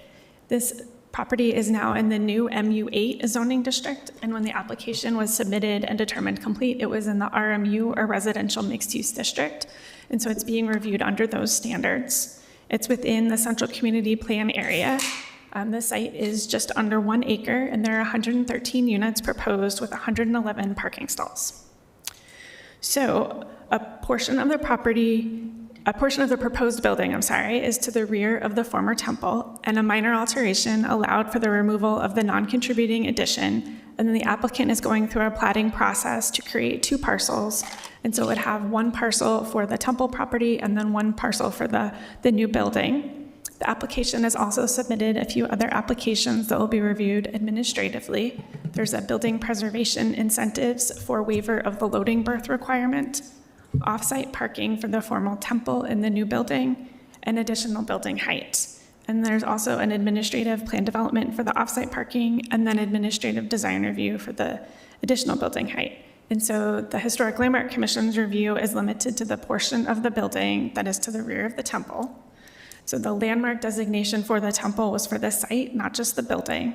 And so the Landmark Commission's review does not include the portion of the building that faces 400 East.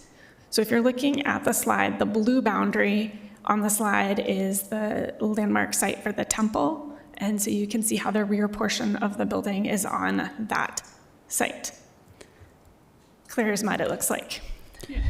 Can I ask a question just for clarification? Yes. I know the answer to this, but for everyone's benefit, if this building were entirely on the site adjacent to the temple site, then it would not be within the Historic Landmark Commission purview, correct? Correct. Okay.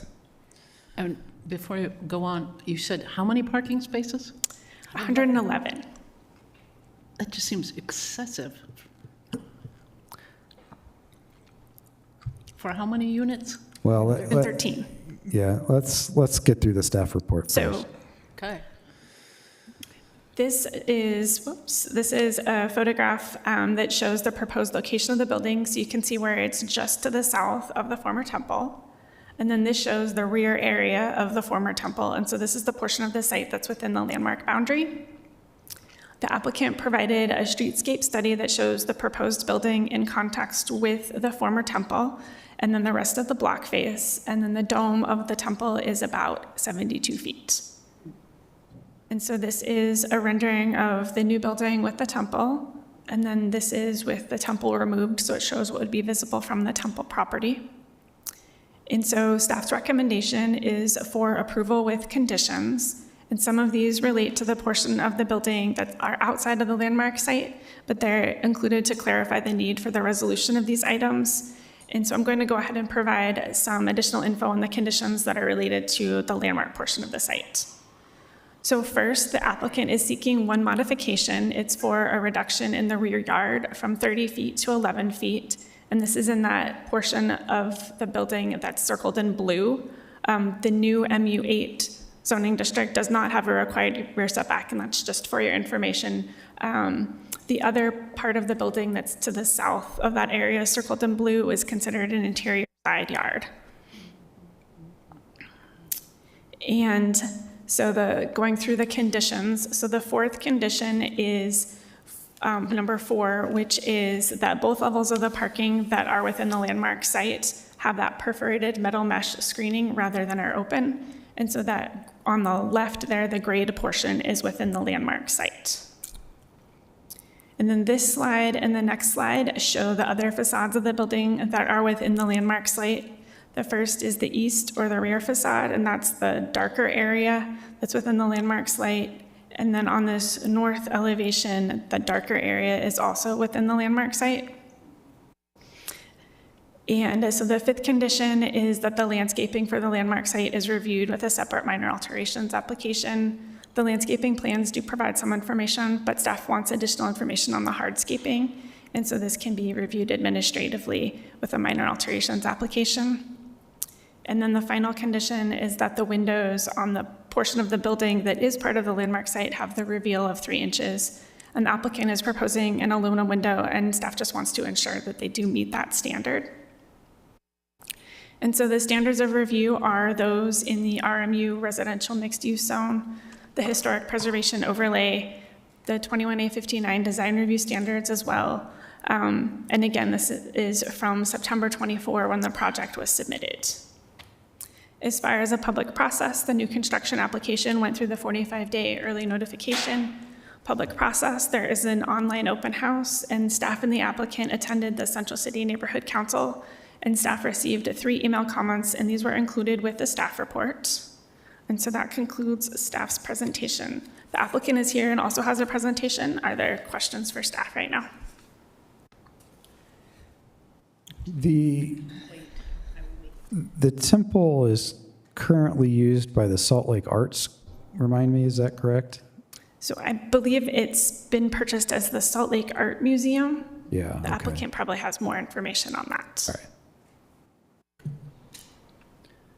And that is separate from this development? So they're going through a plat process that would put the temple on a lot, and then this new building would be on a separate lot. But the portion of the property that was designated as the landmark site remains the landmark site. Yeah, sorry. I was going to say, this is a little unusual because we're dealing with land that is part of a landmark site that's been separated but still carries the landmark designation with the land, so. We're also looking at a part of the building that is not visible. Yeah. Well, go on. Oh, just one more clarification. So they're requesting a modification to the setback at the rear of the property, but the new MU8 doesn't require.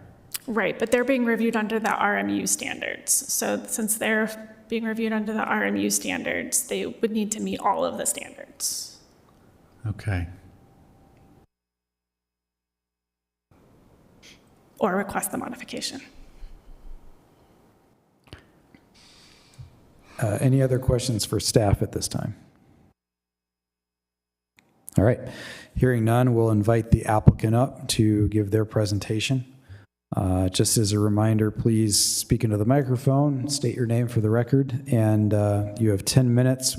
I haven't done this before, but when you get down to 1, I'll kind of give you a little wave just so you're aware. All right, thank you. Thank you. My name is Mitch Vance. I'm with J. Fisher Companies. I'll say that I have been to a lot of these meetings all over the state, and this is the first one where someone was going up and down the aisles giving me notes and pictures. So very enjoyable. Tell Michaela, thank you for bringing the little one. A little bit of a reprieve for me. Like I said, I'm Mitch Vance, representing the owner, the developer of the project. I also have Glenn Gersberger here. He's also with J. Fisher Companies. And Grant Kersey is here. He's with our architect, he's available to answer some of the more technical questions that may come up. J. Fisher Companies quickly is a local developer. I think it's important to know, so we're based out of Centerville. We have projects mostly in Utah, a little bit in Idaho. We do multifamily, office, commercial, single family, townhomes. And what's important about our company that I think is relevant here is we design and title, we have our own construction company, and we manage our own properties. So we're not the developer that comes in, builds it, and heads out of town. We're here for the long haul. We love Salt Lake City. We have a few projects under construction right now, and it is a difficult time to be constructing, but we've made it work, and we're excited for this project as well. I would say that as you mentioned, this is a unique project, and we're in kind of a unique position as the developer of the project. We own this project to the east, the Moda Bonneville project. That property we own encroaches significantly into what we're looking at here, but because we have that control over the property, we were able to make a deal with these existing property owners to reconfigure the parcel lines and make this project work for both parties in order to kind of redevelop this parking lot. That said, we were able to piece together the project and ultimately proposed rearranging some of these parcel lines, removing the portion of the synagogue that was in back that was not contributing, that was a CMU structure. We removed that, and then we're able to sell the synagogue to this Utah Art Museum, who are planning on using it as an art museum for Jewish art and culture, which is, we think, a really great use to return back for this synagogue. Like was stated, the application that we've submitted, we actually submitted several applications, but the reason we're here tonight is because, yes, the property that the temple sat on, the property itself was designated as historic, not just the building. So as we're proposing adding a new structure onto that property, we're here, and it's the design of that portion of the project that is meant to be reviewed. We don't, I say, I used to be a planner. I used to work for a city, and I was over historic preservation. And I'll say that we are a little unique in our approach to development in that we take a lot of time up front and then build it. Like the application said, we submitted this application over a year ago. We're building a project 2 blocks to the west of this one that we were in entitlements with the city for 6 years, because not anything to do with the city. We redesign, we get it right, we make sure we're building what we want. And that is certainly the case here. We've gone through a couple iterations on this project. Primarily, the plan we actually took to the community council meeting had this drive aisle in the very middle of the building. It's a very unique site. It's skinny and long and kind of awkward. We had the drive aisle in the middle of the building, and it created a very car-centric look to this building. And it was difficult to have that kind of pedestrian interaction at the ground level. And as a result of that community meeting and some other discussions we had with staff, we came up with the idea of moving it south, where we already have this setback because of power lines, and really pull the cars away from the temple, pull the cars away from the facade of the building, and emphasize the pedestrian realm there. So we're really grateful for the iterations we've gone through. Staff has been exceptionally helpful walking us through this so that we can get it right. Sarah's been really helpful in helping us navigate the multiple applications we had to submit, changes to the code that have happened since, and walking through different conceptual changes. So I'll say that we fully anticipate complying with the requirements and standards on that historic building. It is not very visible from the street. There's a portion of this west facade of the building that will be visible to the pedestrians. This north and east will not be something that people see. If we were not required to have some of the historical standards for that part of the building, we'd certainly take that. Listening to the last conversation, we're not going to do anything with metal windows here. We're just going to vinyl it all. I'm just kidding. That's a joke. That's a joke. It was meant for you. But yes, we understand, and we honestly really respect the historic integrity of this structure. We want to do it justice. So I'd say we don't have any qualms with the conditions that are set on us, with maybe the exception of there's one condition that talks about a metal mesh on the base of the parking structure. You can see we have that planned on the non-historic structure, kind of this metal mesh lattice as a screening element. The staff report has asked that we include that on all 3 sides of both levels of that parking structure. We're really approaching this as more of a security issue, that we want to make sure that bottom level is secure, and not so much a design element. So we would maybe ask that we can have some kind of metal screening that maybe is not this gilded and nice on the bottom level of that parking structure. That's something we would want to do anyway. But besides that, we're really excited for the project. I think the architect has done a good job of honoring some of the historical architecture of the temple in this more modern building. I know that's a big aspect of historic preservation, is not to imitate history, but to honor it in a respectful design. I feel like the architect has done that. And with that, we're happy to be here and take any questions you have. I have some questions. Can you go back to the slide that shows the plat? The one before this? Yeah. Are the red lines the plat lines?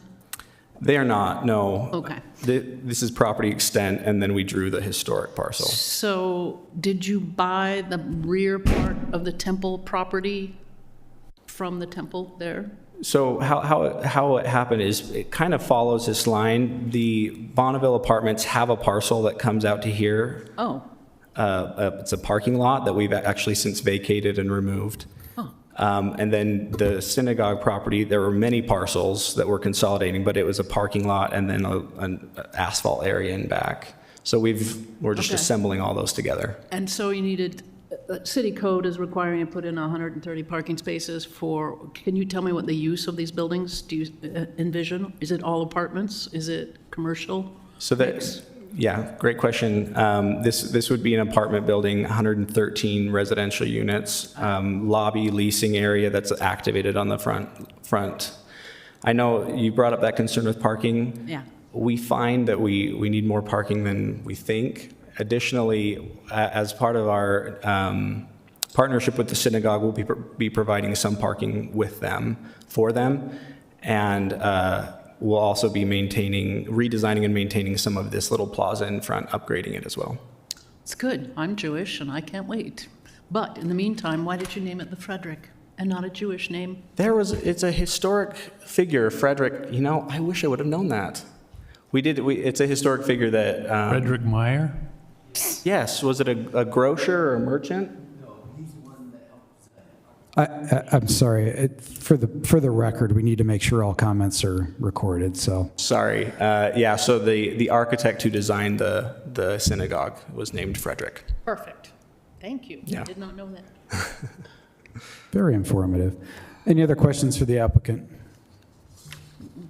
All right. Seeing no questions for the applicant, thank you. We'll go into public comments on this one. I do have one card already submitted for a public comment on this from Cindy Cromer.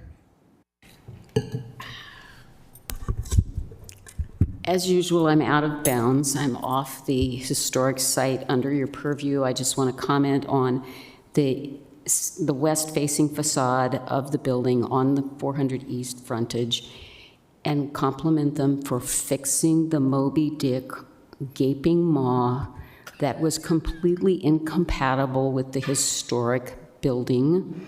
You cannot have a building that was designed prior to cars taking over our life and then put a building next to it that is dominated by the automobile.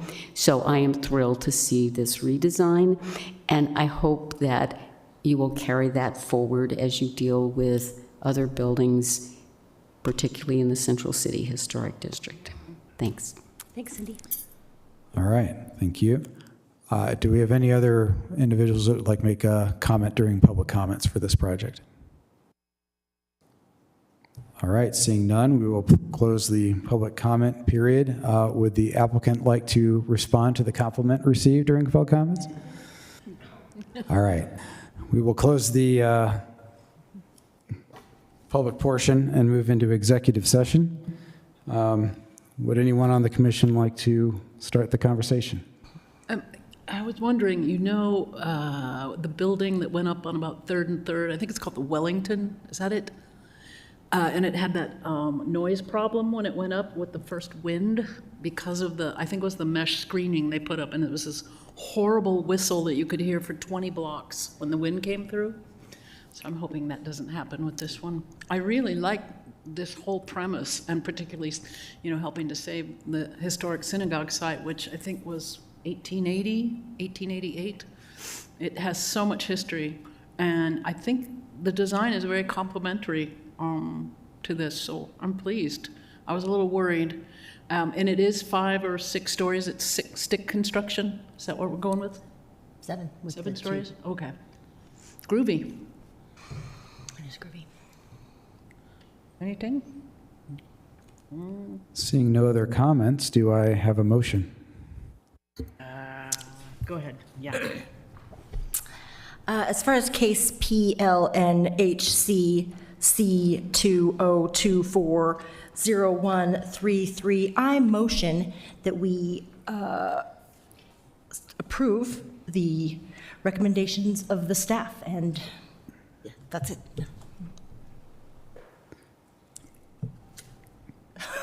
I'll second. As recommended by the staff? As recommended by staff. All right. I will second the motion. All right, we have a motion and a second. We'll proceed to a vote. Commissioner Barnett. Aye. Commissioner DeLay. Aye. Commissioner Kearns. Aye. Commissioner Simnani. Aye.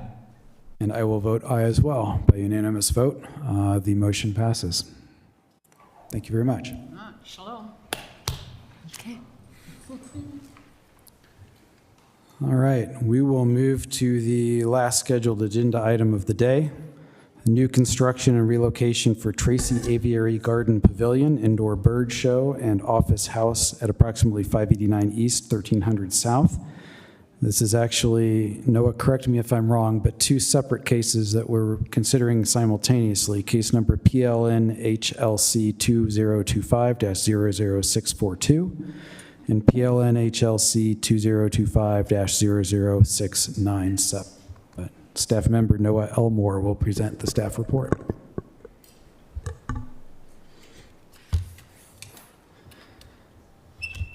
Thank you, Chair Getz. So, as you are aware, this is a pair of petitions, one for new construction and one for relocation. Both petitions are located at approximately 589 East, 1300 South, also known as Tracy Aviary.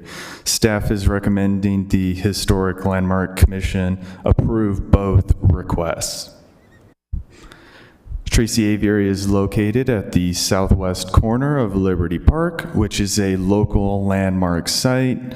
Within Tracy Aviary, we are looking at 2 specific locations. First, near the center of the aviary is the Office House in its historic location, which is also the proposed location of the Indoor Bird Show.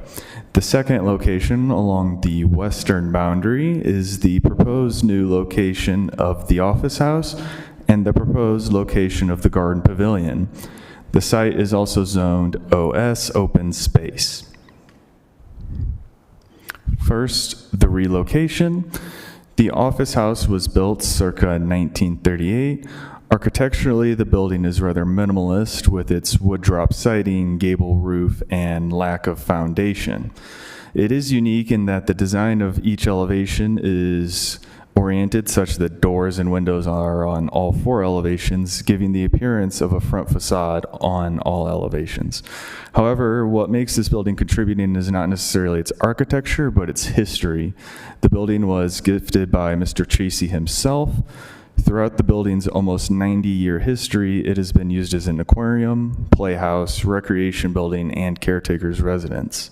The building's past speaks to the development history of the aviary and helps to interpret how the site has been used historically. So the 2 maps here illustrate the new location compared to the old location. On the left, you can see the house's current location near the center of the aviary, with the new location along the western boundary. In its current location, as the aviary has grown, the Office House is no longer as visible as you might have seen in the previous photo. On the right, you can see the Office House's new proposed location. This new location will allow the public to interact and view the building more in line with its original historic context. And in this new location, the office house is proposed to function as a storage space for the new garden pavilion, while its former location is the proposed site of the indoor bird show. And speaking of the new construction, it consists of the garden pavilion and the indoor bird show. First up here is the garden pavilion, which includes both an indoor event space and an outdoor patio. The indoor space occupies approximately 3,500 square feet, designed to accommodate year-round bird shows. Meanwhile, the outdoor patio you can see in the rendering here on the left is approximately 2,000 square feet with the ability to function as overflow for that event space. Overall, the pavilion measures 18 feet in height. Proposed materials for the pavilion consist of pre-finished metal cladding and stone veneer with retractable glazing panels. The metal cladding will be utilized as a building material along the north, south, and west elevations. The stone veneer will be utilized along the north, south, and to a lesser extent, east elevations. Finally, glazing panels will be utilized on the north and east elevations. Then the outdoor gathering patio will be open air, covered by movable canvas awnings, supported by timber rafters and painted steel columns. Here you can see a rendering of the garden pavilion as seen from the public park loop, which wraps around Liberty Park. You can see the garden pavilion there in the center, and on the left you can see the proposed new location of the office house. Are they literally moving them? Moving on to the bird show, indoor bird show. This building will consist of both an indoor auditorium with an attached exhibit space. The indoor space will occupy about 1,630 square feet for bird shows, while the 290 square foot exhibit space will house birds. Overall, the indoor bird show measures approximately 15 feet in height. Proposed materials for the indoor bird show consist of composite and pre-finished metal cladding, with wood siding as a secondary material. The metal cladding will be utilized as a building material along the elevations of the building, with the attached exhibit space featuring timber columns to support the mesh netting of the exhibit, covered by a standing seam metal roof. Finally, the building will be adorned with decorative panels and a mural wall. There is one requested modification as part of this proposal, which is related to the required window reveal and a reduction from the required 3 inches to 2 inches for both new buildings. The intent of the standard is that windows are incorporated in a manner that reflects the patterns, materials, detailing established in the setting. So with that in mind, strict adherence to the applicable standard would ignore the current contemporary context of Tracy Aviary, its historic development, and its growth over time. Staff is recommending the Historic Landmark Commission approve both the new construction and the relocation requests with the conditions listed in the staff report. And that's all I have. Could you clarify one thing for me? The relocated office building, is that inside or outside of the fence around the aviary? It is within the boundaries of Tracy Aviary, and you can see that here. So on that image on the left, those are the boundaries of Tracy Aviary, and then on the image of the right, it's zooming in on that project area you see on the left there. So it's kind of another zoom in after that. And so where I have it sort of squared in red there, you can see the fence on to the left of where it says relocated office house for event storage. Okay, I thought so, but I just wanted to confirm. So with all this, so with all this metal that's going into the construction, are they doing solar? I'm assuming that the HVAC is going to be hideously expensive with all that metal. Was there any solar on the roof? I didn't see any mention There are of that. proposed photovoltaic panels on the roof of the garden I pavilion. missed that. Thank you. No, let's do it. Any other questions for staff? All right, seeing none, we will invite the applicant to come forward for a presentation or any comments that they have. Mr. Chair, could I just say something really quickly? Yes. So I just wanted you to know that I think there's some background context that's really important here. So what you're seeing today is literally, I'm sorry. Is she recording? It doesn't sound like you're. test. There we go. There we go. So the project that you're seeing today is literally like 10 plus years of collaboration between the city, several city departments, Tracy Aviary, and the State Historic Preservation Office. The city solicited an intensive level survey in 2001, and the result of that really helped provide direction regarding the office house building in particular. We've done several site visits, planning staff has, alongside the State Historic Preservation Office, including the existing state architect and the former state architect, Don Hartley. Although it's been a really long road, I think the resulting project is a great example of preserving the significant aspects of the aviary while still balancing the needs and functions of the aviary. So I just wanted to mention that this project has been going for a very long time, and I don't know if that was conveyed in the information that was presented. So thank you. Did you say that the ILS was in 2001? I may have said that, but if I did, I meant 2021. Thank you for the context. We will consider that in addition to the staff report. You have 10 minutes. Again, please introduce yourself for the record. And if you approach the 10-minute time limit, I'll just give you a hand signal. Did you bring a bird? We didn't bring a bird. You have to come to see the birds, okay? So she'll come do that. I'm Angela Dean with AMD Architecture, and we are the designers of this project. And former historic. And former commissioner. I am Matthew Utley, and I'm Director of Operations at Tracy Aviary. Been there about 19 years. And I wanted to say thanks, Amy, for working with us for those many years. I'm Tim Brown, President CEO at Tracy Aviary. So we think Noah did a great job and a thorough explanation, and so we don't necessarily have to recreate the presentation, but just here to answer any questions you might have. Great. Does any member of the commission have questions for the applicant?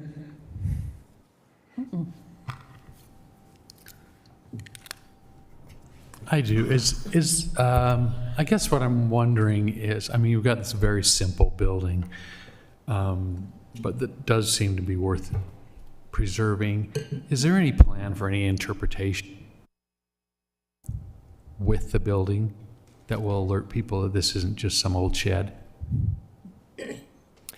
There's not currently in the plans, but it's something that could be done, I suppose. It just seems like we're going to a lot of trouble here to preserve something that no one will know about. Mm-hmm. No one will understand anything of why it's there. Are you talking about a plaque?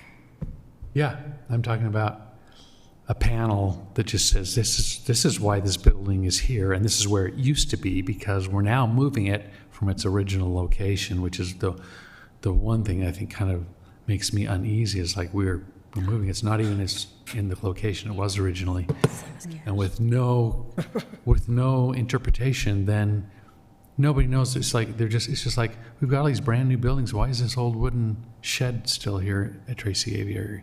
Yeah, I mean, I guess you guys would be willing to put up a sign to interpret. Fair comment. Yeah. There is a small plaque in front of it right now. Open to that suggestion. In some ways, it seems to me like the perfect opportunity to just have a plaque on the history of Tracy Aviary that says this is how Tracy Aviary, this is the beginnings right here in this building. This represents the beginnings of Tracy Aviary, and this is how it's evolved over time. I think that could be accomplished. Yeah.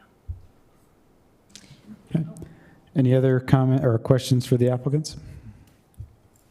Give me now, let him read it. All right. Seeing none, thank you very much. I do have a comment card on this agenda item from Cindy Cromer.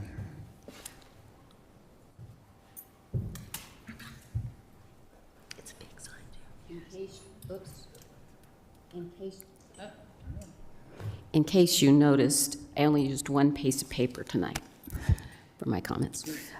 And I should probably disclose that I am a member of Tracy Aviary, and I have some comments. It is ironic that the staff report talks about compensation for the trees being removed when you realize how many trees Tracy Aviary has planted. The owl forest has matured since its installation and is absolutely stunning. I don't even know how many trees are there. And Tracy has also located its new buildings with the risk to the existing canopy in mind when they chose new sites, trying to minimize the removal of trees. Then in terms of this little office, fish tank building, and former Youth City building, I was in it when it was a Youth City site. Oh my gosh, it was completely inappropriate for those growing adolescents to be in a building with a 7-foot ceiling. They were just about to pop out of it in their after-school activities. And I have difficulty seeing the attention to this one building compared to other clearly contributory buildings in the Central City District, which have been delisted and dismissed as needing preservation and protection. However, I think there is significant value in showing the modest beginnings of Tracy Aviary. When you compare the office that will be preserved and relocated to the current office, you can see the Aviary's come a long way.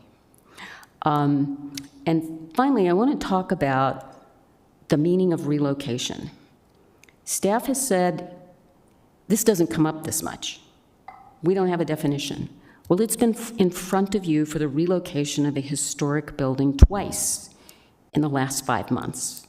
So I'm arguing we do need a definition, and this is a relocation by my standards, and I think those of other people interested in preservation, and the one you approved in June is not a relocation.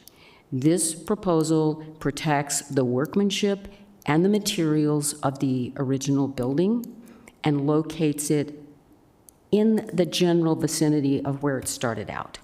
And I think it's successful. It's also highly specific on what's going to be moved and what's going to be salvaged and repurposed. So I think a good place to begin for a definition of relocation is what the applicant has provided.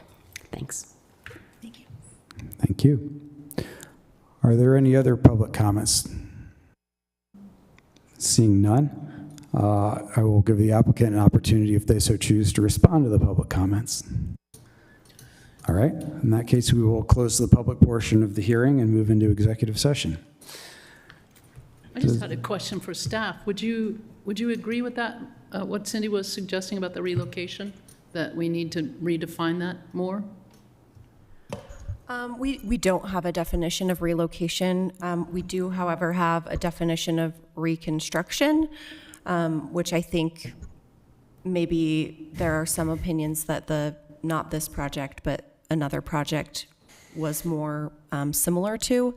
I think whether or not we agree with that sentiment is a different story, but we certainly could look at adding a definition of relocation. Thank you. I think the fact that we have seen 2 cases recently does suggest we need a definition. If we're calling something a relocation, what does that mean?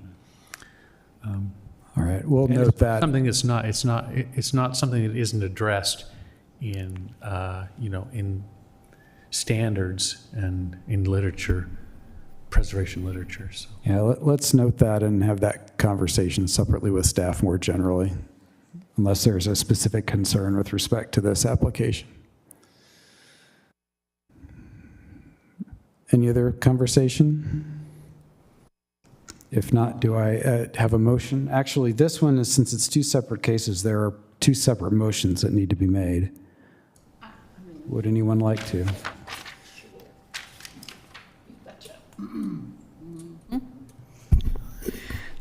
let's see, motion PLN-HLC 2025-00642. That's a lot of cases, yeah. Based on the information presented in discussion, I move that the commission approve this new construction application as recommended by staff. Second. All right, we have a motion and a second. We'll proceed to a vote. Commissioner Barnett. Aye. Commissioner DeLay. Aye. Commissioner Kearns. Aye. Commissioner Simnani. Aye. And I will vote aye as well. The motion passes unanimously. Great. Then for PLN-HLC 2025-00697, based on the information presented and discussion tonight, I move that the commission approve this relocation application as recommended by staff. Second. All right, we have a motion and a second. We'll proceed to the vote. Commissioner Barnett. Aye. Commissioner DeLay. Aye. Commissioner Kearns. Aye. Commissioner Simnani. Aye. And I will vote aye as well. That motion also passes unanimously. Thank you very much. That concludes our agenda for the evening. Do I have a motion to adjourn? I was so moved. All right. Is anyone opposed to adjournment? Hearing none, we are adjourned.